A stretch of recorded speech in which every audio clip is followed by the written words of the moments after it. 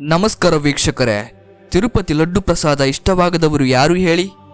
ತಿರುಪತಿ ದೇವಾಲಯ ಎಷ್ಟು ಫೇಮಸ್ ಆಗಿದೆಯೋ ಅಲ್ಲಿ ಸಿಗುವಂತಹ ಲಡ್ಡು ಪ್ರಸಾದ ಕೂಡ ಅಷ್ಟೇ ಫೇಮಸ್ ಆಗಿದೆ.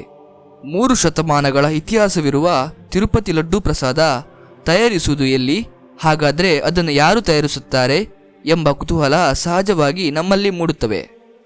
7 ಬೆಟ್ಟದೊಡೆಯನ ಲಡ್ಡು ಪ್ರಸಾದದ ಬಗ್ಗೆ ವಿಶೇಷ ಅಂಶಗಳನ್ನು ನಾವು ಇಂದಿನ ಈ ವಿಡಿಯೋದಲ್ಲಿ ತಿಳಿಯೋಣ ಬನ್ನಿ.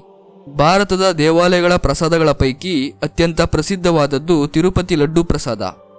ಇದನ್ನ ತಿರುಮಲದ ಶ್ರೀ ವೆಂಕಟೇಶ್ವರ ಸ್ವಾಮಿ ದೇವಸ್ಥಾನದಲ್ಲಿ ತಯಾರಿಸಲಾಗುತ್ತದೆ. ಈ ತಿರುಪತಿ ಲಡ್ಡು ಪ್ರಸಾದವನ್ನ ಮೊದಲ ಬಾರಿಗೆ 1715 ಆಗಸ್ಟ್ 7ರಂದು ಭಕ್ತರಿಗೆ ನೀಡಲಾಯಿತು ಎಂಬ ಉಲ್ಲೇಖವಿದೆ. ತಿರುಮಲ ಲಡ್ಡು ಪ್ರಸಾದ ರುಚಿಗೆ ಹೆಸರುವಾಸಿ.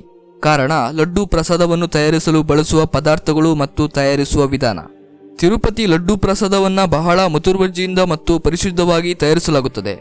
ದೇವರಿಗೆ ನೈವೇದ್ಯ ಮಾಡುವ ಪ್ರಸಾದವಾದ ಕಾರಣ ಇದನ್ನ ತಯಾರಿಸುವವರು ಕೂಡ ತುಂಬಾ ಸ್ವಚ್ಛತೆಯನ್ನ ಕಾಪಾಡುತ್ತಾರೆ ಮತ್ತು ನಿರ್ದಿಷ್ಟ ರೀತಿಯ ಅನುಷ್ಠಾನಗಳನ್ನು ಪಾಲಿಸುತ್ತಾರೆ. ತಿರುಪತಿಗೆ ಹೋದರೆ ಅಂದರೆ ಸಾಕು, ಲಡ್ಡು ಪ್ರಸಾದ ಎಲ್ಲಿ ಎಂದು ಕೇಳುವಷ್ಟರ ಮಟ್ಟಿಗೆ ತಿರುಪತಿ ಲಡ್ಡು ಪ್ರಪಂಚಾದ್ಯಂತ ಪ್ರಸಿದ್ಧವಾಗಿದೆ.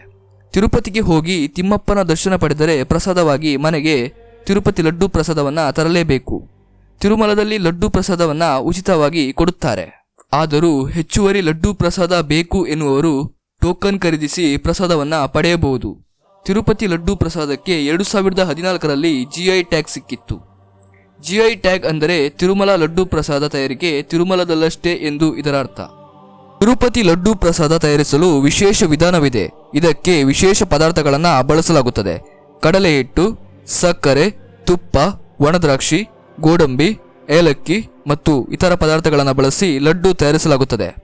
ಕರ್ನಾಟಕದ KMF ಕೂಡ ತಿರುಮಲಕ್ಕೆ ನಂದಿನಿ ತುಪ್ಪವನ್ನು ಪೂರೈಸುತ್ತದೆ ಎಂಬುದನ್ನು ನೆನಪಿಸಿಕೊಳ್ಳಬಹುದು. ತಿರುಮಲ ಲಡ್ಡು ಪ್ರಸಾದದಲ್ಲಿ 3 ವಿಧ: ಕಲ್ಯಾಣಂ ಲಡ್ಡು, ಆಸ್ಥಾನಂ ಲಡ್ಡು ಮತ್ತು ಪ್ರಸಾದಂ ಲಡ್ಡು. ಲಡ್ಡುವನ್ನ ಮೂಲತಃ ಬೂಂದಿ ಎಂದು ಕರೆಯಲಾಗುತ್ತಿತ್ತು.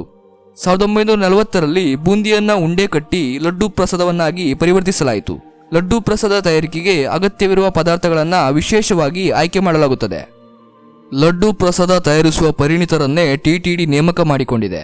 ಪ್ರತಿನಿತ್ಯ ಇಲ್ಲಿ ಲಡ್ಡು ಪ್ರಸಾದ ದೇವರಿಗೆ ನೈವೇದ್ಯವಾಗಿ ಸಮರ್ಪಿಸಲಾಗುತ್ತದೆ. ತಿರುಪತಿ ಲಡ್ಡು ಪ್ರಸಾದವನ್ನ ಭಕ್ತರು ಬಹಳ ಪವಿತ್ರ ಭಾವನೆಯಿಂದ ಸ್ವೀಕರಿಸುತ್ತಾರೆ. ಪಲ್ಲವ ರಾಜವಂಶದ ಅವಧಿಯಲ್ಲಿ ತಿರುಮಲ ಪ್ರಸಾದವನ್ನ ಪ್ರಾರಂಭಿಸಲಾಯಿತು ಎಂದು ಇತಿಹಾಸ ಹೇಳುತ್ತದೆ. ಆ ಸಮಯದಲ್ಲಿ ಇದನ್ನ ತಿರುಪೊಂಗಂ ಎಂದು ಕರೆಯಲಾಗುತ್ತಿತ್ತು. ನಂತರ ಇದನ್ನ ಮನೋಹರಂ ಎಂದು ಕರೆಯಲಾಯಿತು.